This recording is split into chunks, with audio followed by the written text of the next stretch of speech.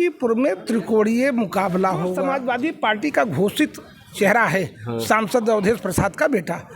उसकी बहुत अच्छी छवि और प्रतिष्ठा लोगों के जनमानस में नहीं पाई और भदरसा की घटना से न तो समाजवादी को बहुत लाभ मिलने जा रहा है, भारतीय जनता पार्टी को थोड़ा बहुत लाभ इससे मिल सकता है। तो सेन परिवार की राजनीतिक दखलंदाजी पूरे जनपद में रही है, इस संभावना से इनकार नहीं है। लेकिन सेन परिवार का प्रभाव कितना है, चुनाव तो लड़ करके अरविंद जी ने देख लिया कितना उन्हें मत मिला है।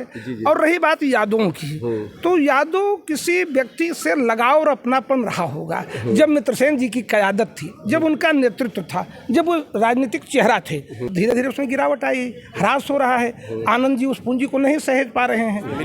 रामचंद्र यादव 2 बार मिल्कीपुर से विधायक, जिस विचारधारा का झंडा लेकर के मिल्कीपुर से विधानसभा चुनाव जीतते थे, आज की तारीख में ना झंडा उनके पास वो है, ना ये झंडा उनके पास वो है। वो समाजवादी पार्टी से विधानसभा का 2 चुनाव जीते। रुदौली में उन्होंने प्रयोग किया, तो वो प्रयोग धर्मी बने राजनीति के भारतीय जनता पार्टी ने। मैं नाम नहीं लेना चाहूँगा, एक पूर्व विधायक जिसकी छवि बहुत खराब को से हट करके किसी कार्यकर्ता को अवसर दिया जाता है तो भारतीय जनता पार्टी बेहतर चुनाव लड़ेगी। और समाजवादी पार्टी में भी मेरा मानना है, यदि अवधेश प्रसाद जी के बेटे के बजाय पुत्र मोह छोड़ करके किसी उत्साही सक्रिय कार्यकर्ता को अवसर दे तो वो भी एक अच्छी टक्कर दे सकता है भारतीय जनता पार्टी के। पूर्व में अवधेश प्रसाद टीम जितना गोरखनाथ बाबा अपने लिए नहीं उनके समर्थक चिंतित हैं कि चुनाव लड़ेंगे प्रजा, उससे ज़्यादा गोरखनाथ का प्रचार अवधेश प्रसाद ने टीम कर रही है। यही दोनों समाजवादी तो अवधेश का बेटा जो सांसद है और भारतीय जनता पार्टी से पूर्व विधायक गोरखनाथ, ये ही उम्मीदवार होते हैं। तो कोई आश्चर्य नहीं कि तीसरे को भी इसका लाभ मिल सकता है। और बहुजन समाज पार्टी क्यों तो और काफ़ी अरसे के बाद आज आपको से मुलाकात हुई। सन 90-92 जब राजा विश्वनाथ प्रताप सिंह प्रधानमंत्री, उनके खिलाफ मेरी सभा हुई थी लेबर चौराहे पे। शत्रुघ्न सिन्हा राज बब्बर जी थे, NT रामाराव साहब थे आंध्र के मुख्यमंत्री। उसके बाद विद्यार्थी जीवन के बाद आफ्टर ए लॉन्ग गैप हम लोग मिले और भी कहते हैं कि कोठा कोतवाली कचहरी 3 जगह नहीं भेंट होनी चाहिए। धन्यवाद। जैसा कि आपको पता है, मिल्कीपुर का उपचुनाव की सरगर्मियाँ इस समय बढ़ गई हैं। दिन प्रतिदिन वहाँ का समीकरण बन और बिगड़ रहा है। चूँकि कुछ घटनाएं भी, जैसे रायपट्टी की घटना, भदरसा की घटना, अभी कुछ दिन पूर्व अवधेश प्रसाद जी के सुपुत्र एक रवि तिवारी नाम का एक प्रॉपर्टी डीलिंग का कुछ मामला था, उसको अगवा करने का विवाद। अभी मुईद खान की कल DNA रिपोर्ट भी आई, जिसमें मुईद खान कि तो DNA नहीं टैली कर रहा है, लेकिन जो है राजू खान का टैली कर गया है। ये सारी चीज़ें जो हैं कहीं न कहीं मिल्कीपुर के चुनाव को प्रभावित कर रही हैं। हमारे साथ हैं पवन कुमार पांडे जी। अगर इनका इतिहास भूगोल तो उसी में टाइम लग जाएगा हमको, क्योंकि ये वीडियो बहुत लंबा हो जाएगा।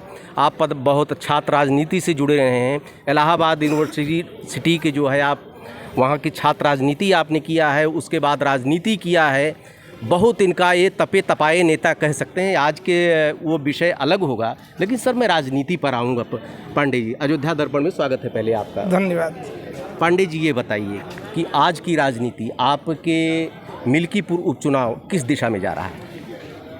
मिल्कीपुर विधानसभा का जो आसन्न उपचुनाव है जी, उसमें प्रमुख रूप से जो उत्तर प्रदेश में जनाधार वाले दल हैं, उसमें प्रमुखता से भारतीय जनता पार्टी है, समाजवादी पार्टी है, बहुजन समाज पार्टी और कांग्रेस पार्टी भी है। इन चारों महत्वपूर्ण राजनीतिक दलों की क्या स्थिति बनती है? बहुजन समाज पार्टी ने अपने प्रत्याशी की घोषणा कर दी है। समाजवादी पार्टी का भी प्रत्याशी करीब करीब स्पष्ट है, लेकिन भारतीय जनता पार्टी ने भी अपने उम्मीदवार का ऐलान नहीं किया है। इसी के बीच कांग्रेस पार्टी को लेकर के ये तय है कि अगर PDA चला तो समाजवादी के साथ गठबंधन होगा। अब समाजवादी अपने जनाधार जहां से उसका विधायक रहा है, वो सीट संभवतः कांग्रेस के पक्ष में नहीं छोड़ेगी। तो समाजवादी पार्टी का उम्मीदवार लड़ेगा और कांग्रेस पार्टी उसको समर्थन करेगी। ऐसी उम्मीद है, ऐसा जो है आकलन किया जा रहा है। ये बताइए पांडे जी कि 4 विधानसभाएं हैं आपकी पूरी कॉन्स्टिट्यूंसी में, सबसे कम लीडिंग अगर PDA सबसे कम चला है लोकसभा चुनाव में, तो आपके मिल्कीपुर में चला है। केवल 7700 की लीडिंग रही है अवधेश प्रसाद की वहाँ से, जबकि सबसे ज़्यादा दलित मतदाता वहाँ पर हैं। PDA आज से नहीं, मिल्कीपुर में याद इसे चला है, मित्रसेन के ज़माने से चल रहा है कि PDA की पॉलिटिक्स वहाँ पर चली। उसके बावजूद PDA इतना कमज़ोर क्यों? क्योंकि वहाँ मित्रसेन यादव जी का वैयक्तिक जनाधार भी रहा है। जी जी मित्रसेन एक ऐसे नेता जनपद के रहे, मेरी उनसे राजनीतिक रूप से मतभेद हो सकता है, लेकिन वो एक ऐसे जनाधार वाले नेता रहे जिन्होंने धन और धरती बंटकर रहेगी। मिल्कीपुर की अगर पृष्ठभूमि देखें, जो पहले के समय में भारतीय जनसंघ के साथ थी, भारतीय जनसंघ से वहाँ शंकरनाथ तिवारी सहित तमाम लोग चुनाव जीते थे।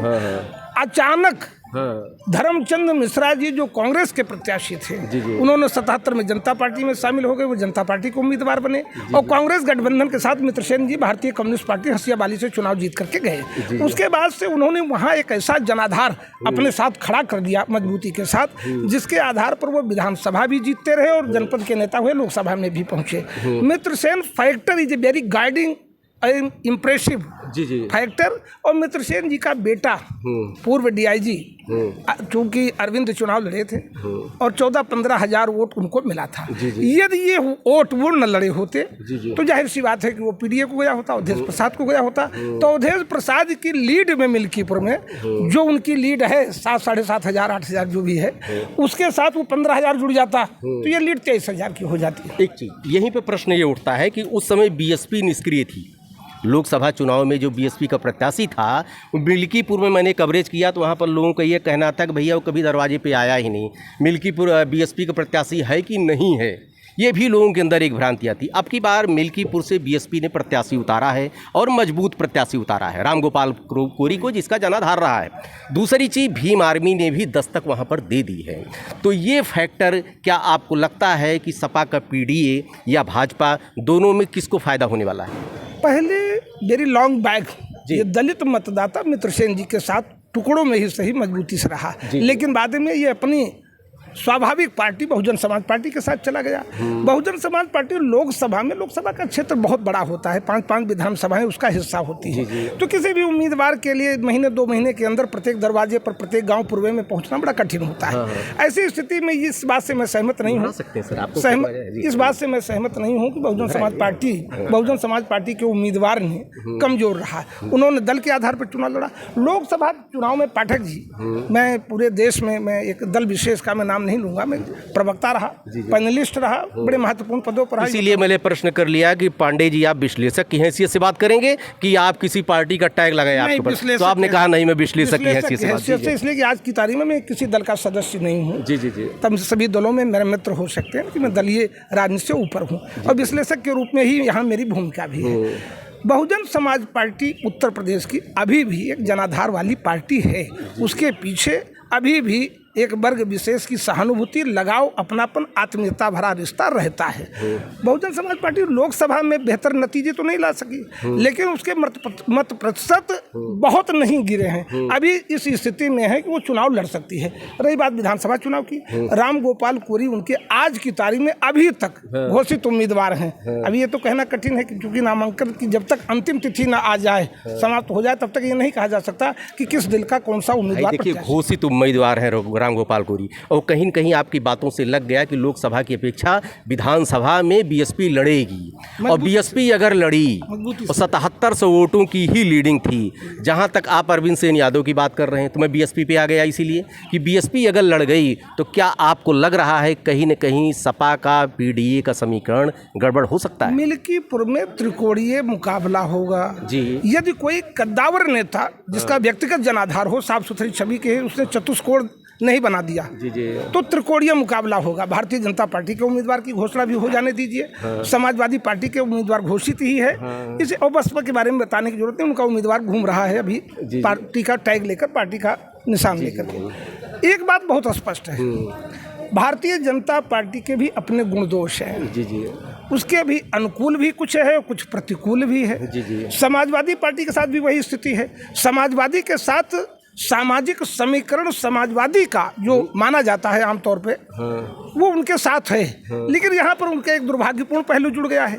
जो समाजवादी पार्टी का घोषित चेहरा है, सांसद अवधेश प्रसाद का बेटा, उसकी बहुत अच्छी छवि और प्रतिष्ठा लोगों के जनमानस में नहीं पाई। अभी मुकदमा भी दायर हो गया, अभियोग पंजीकृत होना वो तो विधिक कानूनी कार्रवाई है। अगर किसी ने अपराध कारित किया है उसकी विवेचना होगी, वो तो न्यायिक प्रक्रिया का है। तमाम लोग योगी जी पर भी मुकदमे रहे हैं, अमित शाह साहब पर भी मुकदमे रहे ऐसा हैं। है कि 3 घटनाएं, भदरसा की, रायपट्टी की, और एक घटना अभी ये जो अभी तत्काल अभी जो FIR दर्ज हुआ है इनके ऊपर, अजीत प्रसाद के ऊपर, ये घटनाएं कितना असर डालेंगी वहाँ के चुनाव पे? देखिए, बासी कढ़ी में बहुत उबाल नहीं आता है। जी जी जी। घटनाएं मैंने गाजीपुर से गाजियाबाद, बलिया से बदायूं, प्रत्येक जनपद कोशिश किया है कि प्रत्येक गांव मजरे तक पहुंचूं। मैंने अगर हेलीकॉप्टर से उड़ान भर के स्टार प्रचारक के रूप में भाषण किया है, तो दल विशेष के प्रदेश पदाधिकारी के रूप में प्रत्येक जिले का दौरा किया है। मुझे प्रत्येक जनपद का सामाजिक समीकरण और राजनीतिक स्थिति का थोड़ा बहुत आकलन है। इन घटनाओं का प्रभाव, भदरसा की घटना शुद्ध आपराधिक वारदात है। किसी ने अपराध कारित किया है, उसे न्यायालय सजा देगा। विवेचना हुई, विवेचना में जो साक्ष्य मिल रहे हैं, आप ही बता रहे हैं कि फोरेंसिक जांच में किसी की उसकी पुष्टि नहीं हो पाई है। DNA उसका राजू खान से मिला है, लेकिन फिर भी मेन जो सपा का नेता जिसको, उससे नहीं टैली हुआ। ये शुद्ध रूप से आपराधिक प्रकरण है। अपराध पंजीकृत हुआ, विवेचना के बाद आरोप पत्र न्यायालय में दाखिल हुआ होगा। अब ये साक्ष्य के आधार पर कौन गुनाहगार है, कौन दोषी पाया जाता है, माननीय न्यायालय पे छोड़ दिया जाए। जी जी। रायपट्टी की रही बात, रायपट्टी की घटना भी शुद्ध आपराधिक वारदात है। हो सकता है अपराधियों ने कुछ अत्याचार जुल्म और किया हो।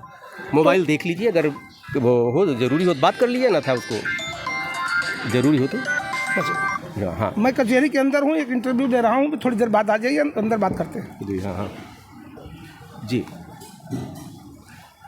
अब ले रही, हाँ, रायपट्टी पे थे। रायपट्टी की घटना भी आपराधिक घटना है।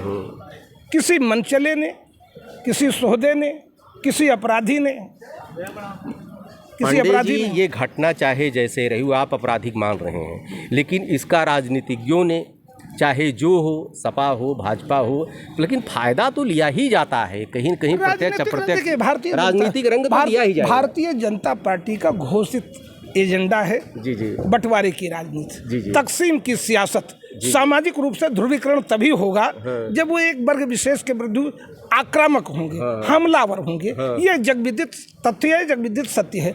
अंतर्राष्ट्रीय स्तर पर भी देखें तो इस समय एक बहस छिड़ गई है कहीं न कहीं कट्टरता और चरमपंथ के खिलाफ, कि मानवीय संवेदना रहेगी कि नहीं रहेगी, ये अलग बहस का विषय है। लेकिन रायपट्टी और भदरसा की घटना से ना तो समाजवादी को बहुत लाभ मिलने जा रहा है, भारतीय जनता पार्टी को थोड़ा बहुत लाभ इससे मिल सकता है। इस संभावना से इनकार इसलिए नहीं किया जा सकता कि जो भारतीय जनता पार्टी मिल्कीपुर विधानसभा सीट से भी लोकसभा चुनाव में पराजित हुई है, उसे एक अतिरिक्त आशा इन घटनाओं से दिख रही है। तो इस संभावना से हम इनकार नहीं करते।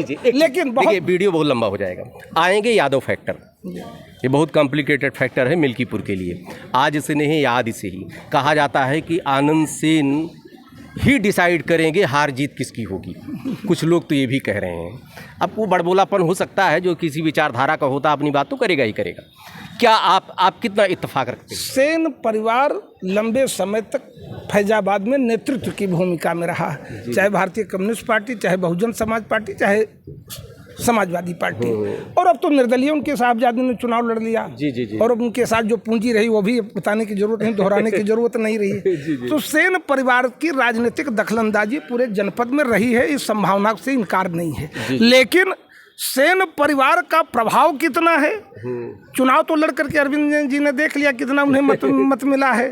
और रही बात यादवों की, तो यादव किसी व्यक्ति से लगाव और अपनापन रहा होगा। जब मित्रसेन जी की क़यादत थी, जब उनका नेतृत्व था, जब वो राजनीतिक चेहरा थे, तो पूरे जनपद के उस जाति विशेष में उनके प्रति बहुत लगाव था। लेकिन अब धीरे धीरे उसमें गिरावट आई, ह्रास हो रहा है। आनंद जी उस पूंजी को नहीं सहेज पा रहे हैं। अरविंद जी भी चुनाव लड़ करके वो सुनने में आ रहा है कि आनंद सेन के ऊपर मुकदमे कुछ हैं, इस वजह से थोड़ा राजनीतिक सक्रियता उनकी नहीं। देखिए, यह बात राजनीति में अमूमन कह दी जाती है कि कोई नेता चुप है, खामोश है, नहीं सक्रिय हो रहा, उसके ऊपर मुकदमे हैं। ये बात, इस बात से मैं सहमत नहीं हूँ। आनंद राजनीतिक व्यक्ति हैं, अभी समाजवादी पार्टी में ही उनकी संभवतः सदस्यता है, जब तक कोई नई बात न सामने आ जाए। आनंद जी राजनीतिक व्यक्ति हैं। रामचंद्र यादव का क्या रोल होगा आपके इसमें मिल्कीपुर विधानसभा? रामचंद्र यादव 2 बार मिल्कीपुर से विधायक रहे, लेकिन पाठक जी बड़ी ही अदब के साथ, बड़ी शालीनता के साथ जी जी वे जिस विचारधारा का झंडा लेकर के मिल्कीपुर से विधानसभा चुनाव जीतते थे, आज की तारीख में ना झंडा उनके पास वो है, ना ये झंडा उनके पास वो है। वो समाजवादी पार्टी से विधानसभा का 2 चुनाव जीते।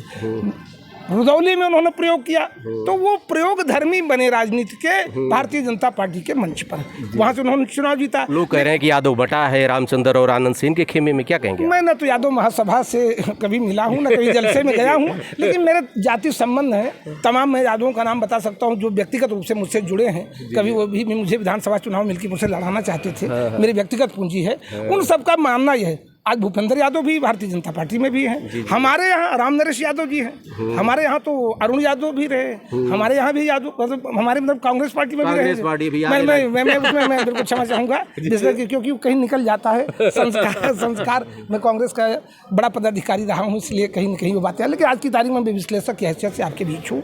यादवों के बारे में भी ये कहना कि वो किसके साथ, मुकम्मल कोई जाति किसी के साथ नहीं जाती है, संपूर्णता में कोई भी बिरादरी किसी के साथ दल के साथ शिफ्ट नहीं होती है। लेकिन 65-70% यदि उस वर्ग का, उस जाति का वोट किसी दल के साथ जाता है तो मान लिया जाता है कि ये पार्टी उनके दल बिरादरी उनके साथ है। आज की तारीख में उत्तर प्रदेश में यादवों के बारे में ये स्थापित तथ्य है, स्थापित सत्य है कि वो इटावा के श्री अखिलेश जी के साथ ही जी उन्हीं के साथ खड़ी है।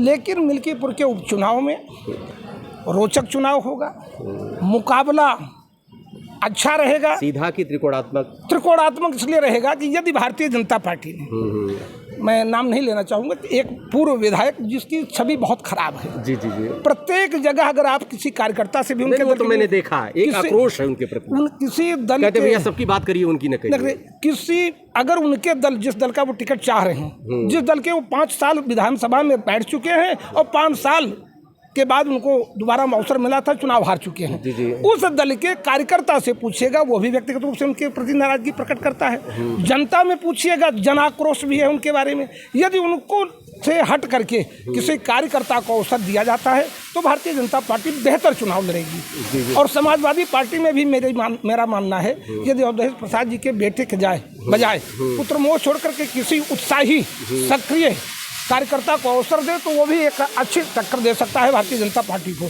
इन दोनों के लड़ने में आज दुर्भाग्यपूर्ण बात तथ्य बताएं कि मिल्कीपुर में अवधेश प्रसाद टीम जितना गोरखनाथ बाबा अपने लिए नहीं उनके समर्थक चिंतित हैं कि चुनाव लड़ेंगे प्रजा, उससे ज़्यादा गोरखनाथ का प्रचार अवधेश प्रसाद टीम कर रही है कि भारतीय जनता पार्टी से गोरखनाथ लड़ेंगे। और गोरखनाथ से पूछिए तो यही कहेंगे लोकसभा चुनाव का बदला लेना है।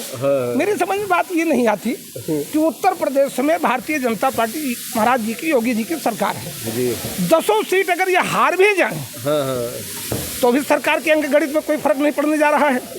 मोदी जी के प्रधानमंत्री पद के का चयन होना था, नेतृत्व उनका था, उस समय अयोध्या की सीट भारतीय जनता पार्टी नहीं जीत पाई। वो सीट गंवाने के बाद मैं नहीं समझता कि उसकी भरपाई, अयोध्या की लोकसभा सीट की भरपाई, जिस मर्यादा पुरुषोत्तम भगवान राम को पोलिंग बूथ पर खड़ा करके भारतीय जनता पार्टी ने किया है राजनीतिक व्यापार, और स्पष्ट रूप से, क्योंकि किसी भी भगवान देवी देवता को राजनीति का विषय नहीं बनाना चाहिए। राजनीति राजनीतिक मुद्दों पर होनी चाहिए, कार्यक्रम पर होना चाहिए, नीतियों पर होना चाहिए, जनता की जरूरतों पर होना चाहिए, उनकी आवश्यकताओं पर होना चाहिए। जो जन मिजाज है वही किसी भी दल को चाहिए कि उसी के अनुरूप अपना राजनीतिक एजेंडा, अपना राजनीतिक पाठ्यक्रम, अपना प्रोग्राम पॉलिसी तय करे। अगर भारतीय जनता पार्टी लोकसभा चुनाव हारने का जो गम है, मलाल है, वो एक विधानसभा से भरपाई करना चाहे तो मैं समझता हूँ एक हास्यास्पद तथ्य होगा और इसके अलावा इस पर कुछ नहीं कहा जा सकता। निष्कर्ष अंत में लड़ाई जो वहाँ की होने जा रही, इतना देर आपकी बात सुनने के बाद मैंने देखा कि तीनों त्रिकोणात्मक स्थिति बनती नज़र आ रही है। क्या आप कहेंगे कि आज के समय में आपको क्या लगता है? ये देखिए, बहुत कुछ उम्मीदवारों पर तय होता है। लोकसभा चुनाव में पार्टी आगे रहती है, उम्मीदवार पीछे रहता है। विधानसभा में उल्टा हो जाता है, विधानसभा में उम्मीदवार आगे रहेगा और पार्टी पीछे रहेगी। यदि यही दोनों, समाजवादी तो अवधेश का बेटा जो सांसद है और भारतीय जनता पार्टी से पूर्व विधायक गोरखनाथ, ये ही उम्मीदवार होते हैं तो कोई आश्चर्य नहीं कि तीसरे को भी इसका लाभ मिल सकता है और बहुजन समाज पार्टी को राजनीतिक लाभ की संभावना से भी इनकार नहीं किया जा सकता है और हो सकता है। जी जी समय काल के साथ कोई एक चौथा चेहरा, चमत्कारिक चेहरा, कोई एक आकर्षक चेहरा आ जाए जिसकी स्वयं की छवि हो। सर, ये आप हैं पवन पांडे जी, वीडियो बहुत लंबा हो जाएगा। आपने एक नई चीज़ कहा, क्योंकि अगर पूर्व विधायक को ही वहाँ पर भाजपा टिकट देती है या यहाँ पर अजीत प्रसाद के बेटे अवधेश प्रसाद के बेटे अजीत प्रसाद को ही टिकट मिलता है, तो कहा नहीं जा सकता है कि परिणाम चौंकाने वाला भी आ सकता है, तीसरे को इसका लाभ मिल सकता है। क्योंकि निश्चित रूप से आपके मिल्कीपुर का जो विश्लेषण आपने किया, पांडे जी ने बहुत अच्छा किया, बिना किसी विचारधारा से प्रेरित होकर किया। आप पुराने कोई विचारधारा भले रही हो, लेकिन पहले मैंने आपसे पूछ लिया था साहब विश्लेषक की हैसियत से अगर आप आते हैं तब तो आप आइए, अन्यथा राजनीति बात करने के लिए हमारे पास बहुत लोग हैं। ढेर सारी शुभकामना पांडे जी, धन्यवाद। देखते रहिए। धन्यवाद। और काफ़ी अरसे के बाद आज आपसे मुलाकात हुई। जी जी सन 90-92 जी जी जी जब राजा विश्वनाथ प्रताप सिंह प्रधानमंत्री, उनके खिलाफ मेरी सभा हुई थी लेबर चौराहे पे। शत्रुघ्न सिन्हा राज बब्बर जी थे, एन.टी. रामाराव साहब थे आंध्र के मुख्यमंत्री। उसके बाद विद्यार्थी जीवन के बाद आफ्टर ए लॉन्ग गैप हम लोग मिले और भी कहते हैं कि कोठा, कोतवाली, कचहरी 3 जगह नहीं भेंट होनी चाहिए। धन्यवाद। धन्यवाद पांडे जी।